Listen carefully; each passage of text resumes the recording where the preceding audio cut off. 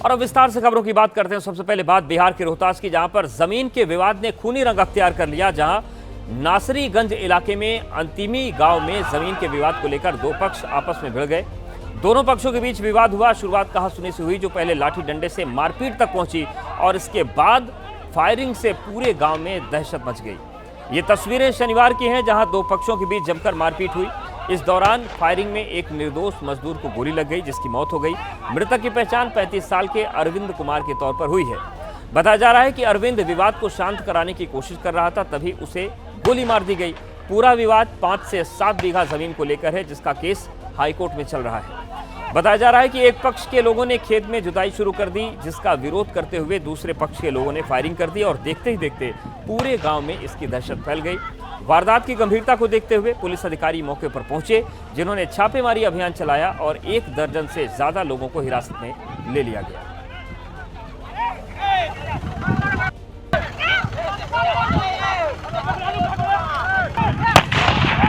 तो आप देखिए, फायरिंग की आवाज आप सुन सकते हैं। बिहार के रोहतास की घटना है, जहां पर 5 से 7 बीघे जमीन का विवाद था। पहले दोनों पक्षों में लाठियां चली और उसी बीच किसी ने फायरिंग कर दी, जिसमें एक 35 साल के युवक की जान चली गई।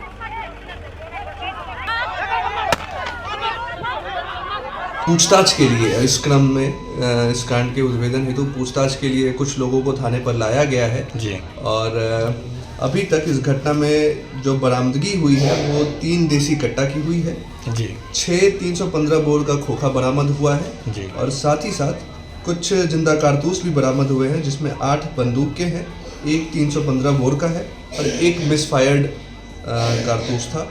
बाकी जो अन्य अभियुक्त हैं इस घटना में शामिल, उनकी गिरफ्तारी हेतु लगातार छापेमारी जारी। यूपी के बरेली से हैरान करने वाला एक मामला सामने आया, जहां पर एक बर्थडे पार्टी में शामिल होना 2 मुस्लिम युवकों को काफी महंगा पड़ गया।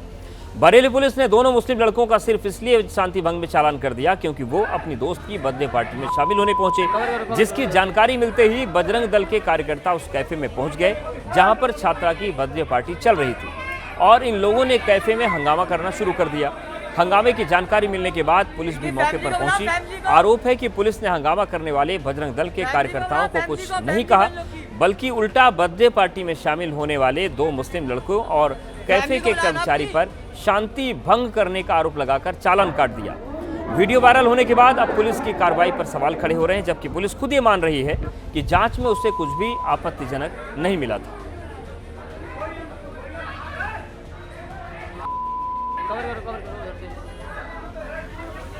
तो इस पूरे मामले में अब बरेली पुलिस की तरफ से भी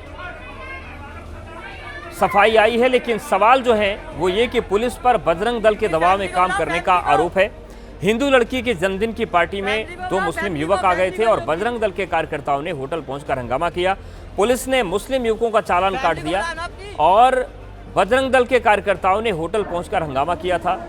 इस जानकारी के बाद पुलिस भी मौके पर पहुंची और पुलिस ने मौके पर पहुंचकर मुस्लिम युवकों का चालान काट दिया, जबकि पुलिस ये खुद मान रही है कि वहां पर कुछ भी आपत्तिजनक नहीं था। लेकिन सबसे हैरानी की बात यह है कि हंगामा करने वालों पर पुलिस ने कार्रवाई नहीं की, बल्कि उन 2 लड़कों पर कर दी जो केवल बर्थडे पार्टी में शामिल होने के लिए पहुंचे थे। तो इस पूरे मामले में अब बरेली पुलिस जो है वो भी सवालों के घेरे में है। लेकिन पूरा मामला यह है कि हिंदू लड़की का जन्मदिन था बरेली में और इसी को लेकर कैफे में लड़की ने पार्टी दी थी। 10 लोगों को इस पार्टी में बुलाया गया था। 10 दोस्त शामिल थे, जिनमें से 2 मुस्लिम लड़के थे। इसी बात की जानकारी मिलने के बाद जो बजरंग दल के कार्यकर्ता थे वो मौके पर पहुंच गए। उनकी जानकारी के बाद पुलिस भी मौके पर पहुंच गई और धर्म के नाम पर वहां पर बजरंग दल के कार्यकर्ताओं पर हंगामा करने का आरोप है। उसकी तस्वीरें भी सामने हैं। हंगामे की जानकारी पुलिस को पहुंची, पुलिस भी उस कैफे में पहुंच गई मौके पर। बजरंग दल कार्यकर्ताओं के दबाव में कार्रवाई हुई, ये आरोप लगा है। कैफे कर्मचारी और मुस्लिम युवकों का शांति भंग में पुलिस ने चालान काट दिया, जबकि पुलिस खुद ये मान रही है कि वहां पर कुछ भी ऐसी आपत्तिजनक चीज नहीं थी, गैरकानूनी चीज नहीं थी, जिसके चलते कार्रवाई करनी पड़े।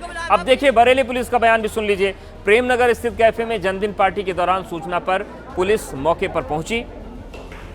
बरेली पुलिस आगे कह रही है कि वहां पर कुछ भी गैर कानूनी या आपत्तिजनक चीज नहीं मिली।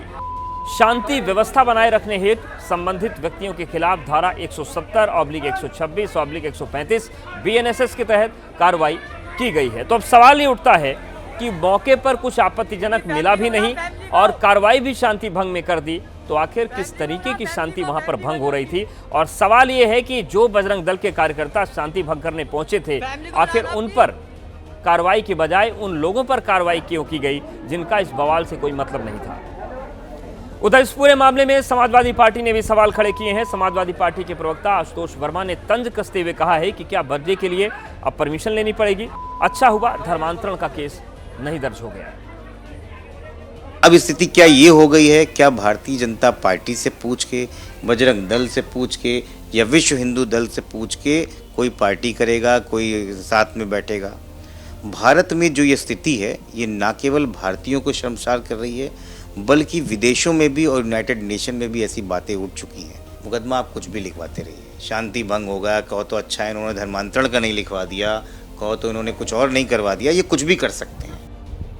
तो सवाल बेहद गंभीर है। आप देखिए उसी कैफे की तस्वीर दिखा रहे हैं। बरेली का पूरा मामला है जहां पर एक लड़की का जन्मदिन था, उसने पार्टी दी थी, 10 दोस्तों को बुलाया था जिनमें 2 मुस्लिम थे।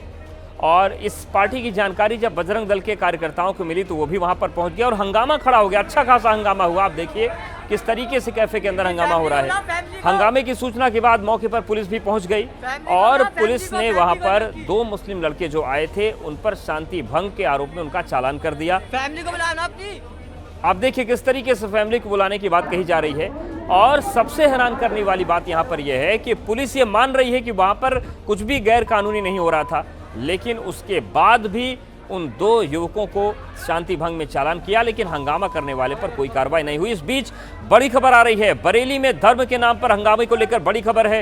हंगामा करने का आरोप जो था हिंदू युवकों पर, अब उन पर भी एफआईआर दर्ज कर ली गई है। 20 से ज्यादा हिंदू युवकों के खिलाफ एफआईआर दर्ज की गई है। तो बजरंग दल के जो लोग पहुंचे थे उन पर अब कार्रवाई की जा रही है। बरेली में धर्म के नाम पर जो हंगामा किया गया उसमें 20 लोगों के खिलाफ एफआईआर दर्ज की है जो हंगामे में शामिल थे। तो ये इस बीच इस पूरे मामले में बड़ा अपडेट सामने आ रहा है, क्योंकि पूरी तरीके से बरेली पुलिस सवालों के घेरे में है। जिस तरीके से बरेली पुलिस ने बर्थडे पार्टी में शामिल होने 2 मुस्लिम युवकों पर शांति भंग के मामले में आरोप दर्ज किया, लेकिन लगातार ये सवाल पूछे जा रहे थे कि आखिर जिन लोगों ने हंगामा किया उन पर कार्रवाई क्यों नहीं हो रही है। तो अब उन चीज़ों का असर हुआ है और बरेली में धर्म के नाम पर हंगामे को लेकर जो पूरा बवाल करने लोग पहुंचे थे, 20 लोगों पर, 20 से ज़्यादा लोगों पर एफआईआर दर्ज की गई है। और हमारे सहयोगी भीम मनोहर जुड़ गए हैं। भीम, क्या कार्रवाई हो रही है और किन धाराओं में इन लोगों के खिलाफ एफआईआर दर्ज हुई है जिन्होंने हंगामा किया था कैफे में? मैं बताना चाहूंगा कि कई लोगों के खिलाफ मुकदमा दर्ज हुआ है और पुलिस ने काम अपना शुरू कर दिया है। जिस तरीके से ये मामला मीडिया के द्वारा सुर्खियों में आया उसके बाद में पुलिस ने कार्रवाई की है।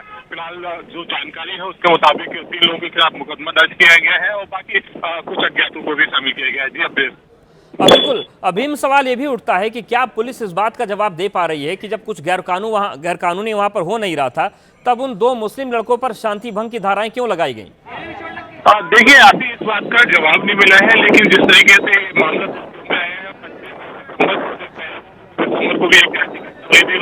बिल्कुल, आपकी आवाज़ ठीक से नहीं आ रही है। फिलहाल आपका बहुत शुक्रिया हमारे साथ जुड़ने के लिए, जानकारी देने के लिए, और इस पर नजरें आप बनाए रखिएगा।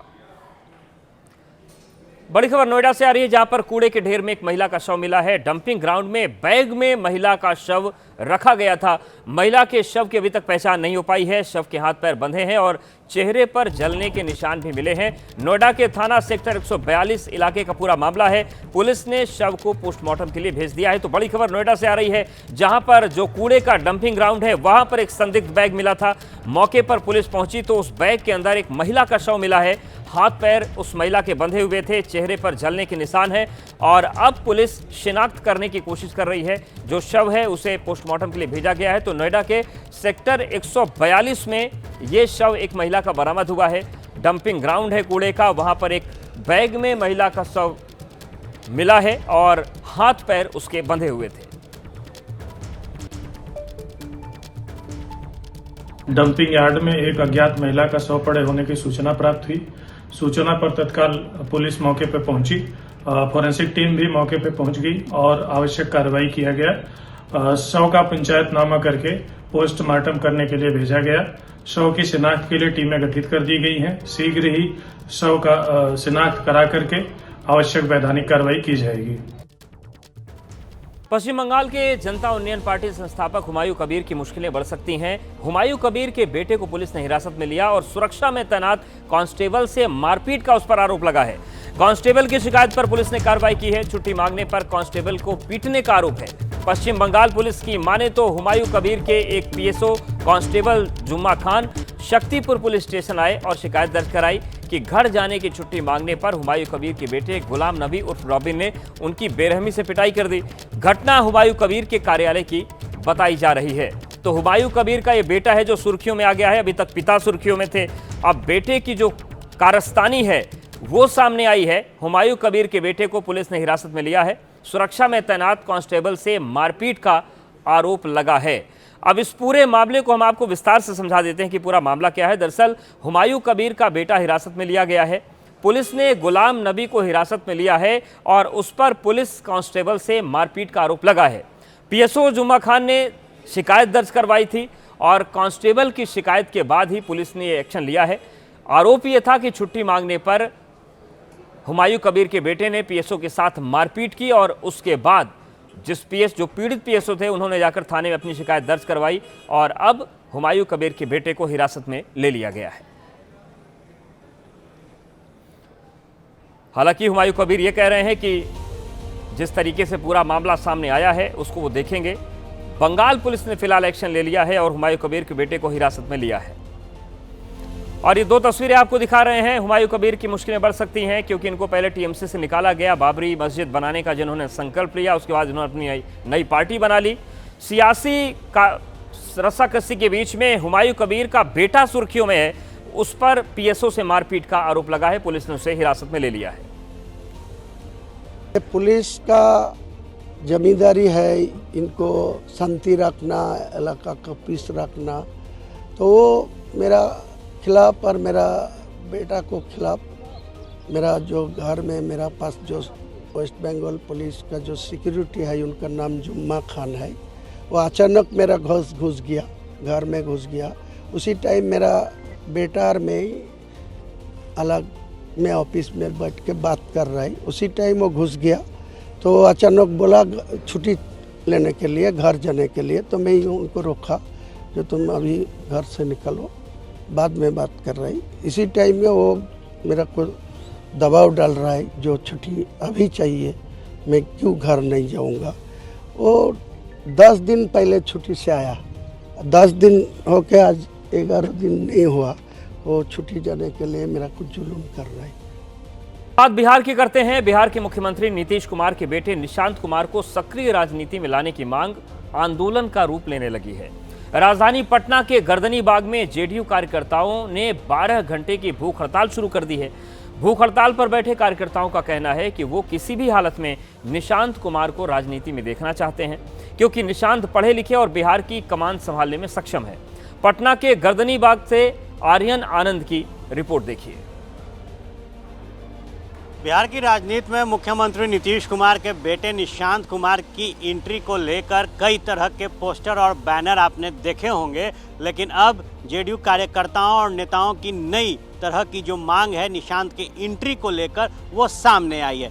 देखिए, जो जेडीयू के कार्यकर्ता हैं, जो नेता हैं, वो भूख हड़ताल पर बैठे हैं और 12 घंटा का ये भूख हड़ताल निशांत कुमार के राजनीति में एंट्री को लेकर है। दरअसल इन लोगों ने जो अपना स्लोगन तैयार किया है वो ये है कि इंजीनियर निशांत कुमार को लाएं और बिहार में 50 वर्ष तक लगातार जो विकास का कार्य है वो करे। जिस तरीके से नीतीश कुमार ने अपने शासनकाल में बिहार को आगे बढ़ाया है, ऐसे में इन कार्यकर्ताओं नेताओं का मानना है कि नीतीश कुमार के विरासत को कोई आगे बढ़ा सकता है तो वो उनके बेटे निशांत कुमार हैं। बात यूपी के करते हैं जहां पर एसआईआर को लेकर जारी सियासी तकरार चल रही है। 2 करोड़ 89 लाख मतदाताओं के नाम ड्राफ्ट वोटर लिस्ट से हटाने को लेकर सियासतदानों के बीच जुबानी जंग तेज हो गई है। कई सवाल उठ रहे हैं और उन तमाम सवालों का जवाब यूपी के मुख्य निर्वाचन अधिकारी नवदीप रिनवा ने एबीपी न्यूज के साथ एक्सक्लूसिव बातचीत में दिए हैं। 15.5 करोड़ मतदाता थे 2024 के लोकसभा चुनावों में, उसमें से करीबन 3 करोड़ मतदाता उनका नाम ही हट जाएगा ड्राफ्ट मतदाता सूची से।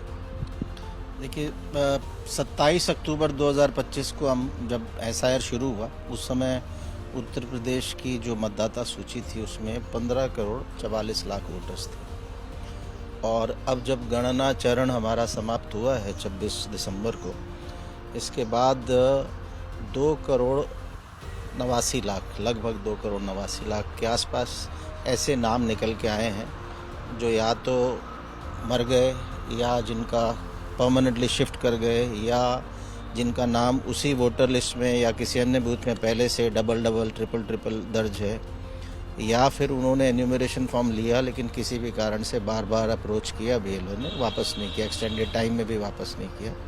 और कुछ ऐसे हैं जिनको हम कहते हैं अनट्रेसेबल या एब्सेंट, कि उन्होंने ऐसा कोई एड्रेस दिया या स्पेसिफिक एड्रेस नहीं दिया कि इतने 1.5-2 महीने घूमने के बाद भी बूथ लेवल एजेंट्स को भी हमने सूचियाँ दी, उसके बाद भी उनका कोई लापता है। सर फिर यहाँ पर सवाल ये उठ जाता है कि जिसका नाम वोटर लिस्ट में नहीं है, जो अगर है वो बालिग है, तो फिर इसका मतलब वो देश का नागरिक नहीं है, वो घुसपैठिया, उसको निकाल दिया जाएगा। इस तरीके की भी जो है लगातार बयानबाजी आपने भी सुनी होगी कि अगर जो है वोटर लिस्ट में नाम नहीं है मतलब वो फिर तो देश का नागरिक ही नहीं, क्योंकि देश का नागरिक ही वोटर हो सकता है, हटा दिया जाएगा। नहीं, लॉजिक है कि देश का नागरिक है तो वोटर हो सकता है, ये लॉजिक तो है, बट वोटर नहीं है तो देश का नागरिक है, ये नहीं है, रिवर्स नहीं है।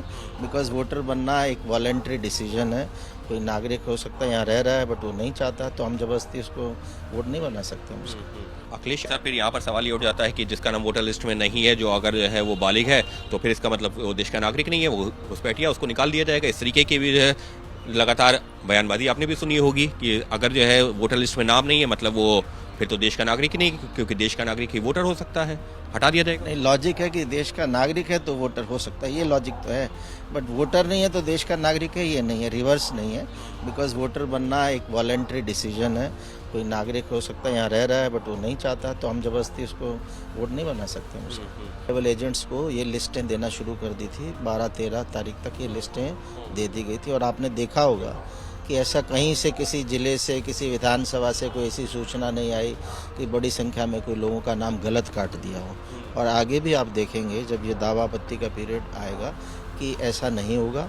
तो ये दर्शाता है कि हमारा काम बहुत अच्छे से हुआ, मेहनत की है बूथ लेवल ऑफिसर्स ने, EROs ने। लेकिन अखिलेश यादव ये कह रहे हैं कि आखिर अचानक ये संख्या इतनी जो है, जो फिर वही, हालांकि आपने थोड़ा क्लैरिफाई किया, लेकिन मैं फिर से सवाल पूछा जिससे कि और क्लैरिफिकेशन हो पाए कि 2 हफ्ते में 1 करोड़ 11 लाख की ये संख्या बढ़ कैसे गई, ये संख्या जो है जुड़ी है या जोड़ी गई, इतने सारे लोगों ने अगर एक साथ वोट बनवाया तो वो दिखाई क्यों नहीं दे रहे, क्या कोई CCTV है जिसमें इतने बड़े पंजीकरण का वीडियो उपलब्ध है, कहीं ये भाजपा के अजैविक डिजिटल वोटर तो नहीं है, इस तरीके के सवाल है।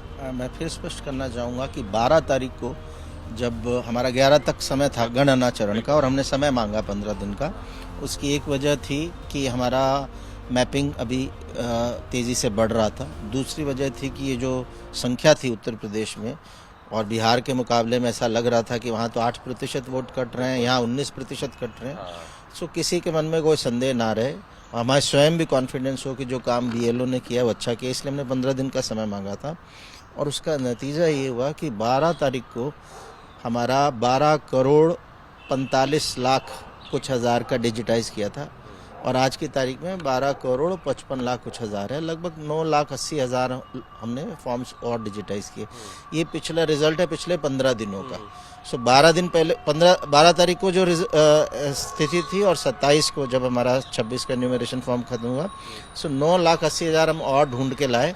वो हम अदर्स में से लेके आए, वो हम मिसिंग और अनट्रेसेबल से भी लेके आए और इनफैक्ट हमारी डेथ वाली सूचना, डेथ की संख्या बढ़ी ही, हमारी परमानेंट शिफ्टेड की संख्या बढ़ी ही, हमारी ऑलरेडी एनरोल्ड की संख्या बढ़ी, यानी हमने स्पेसिफिक जो था हर वोटर का कि किस कैटेगरी में जाएगा वो बेटर हुआ है और 9,80,000 हमने इम्प्रूव किए हैं। और उत्तर प्रदेश का काम बहुत बेहतर हुआ है पिछले 15 दिन में, जो हमने देखा, फील्ड में जाके भी देखा, ज़िलों में जाके भी देखा और BLO के से बात करके उसकी ऐप देख के रैंडमली उसने क्या काम किया उसको चेक करके भी देखा, बहुत अच्छा काम हुआ। 5.5 ग्रेटर नोएडा वेस्ट में मौजूद गौर सिटी 2 सोसाइटी में उस वक्त अफरा तफरी मच गई जब बाहर से आए कुछ डिलीवरी बॉयज ने सोसाइटी के गार्ड रूम में जाकर पिटाई कर दी। उनकी एक करतूत सोसाइटी में लगे CCTV कैमरे में कैद हो गई। बताया जा रहा है कि बाइक पार्किंग को लेकर डिलीवरी बॉय की गार्ड से कहा सुनी हुई थी और उसके बाद ये मारपीट हो गई।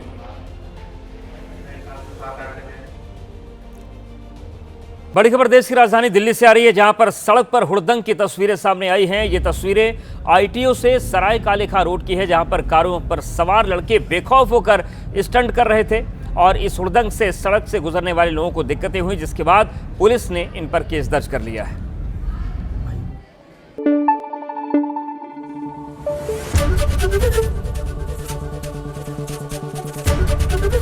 एबीपी न्यूज आपको रखे आगे।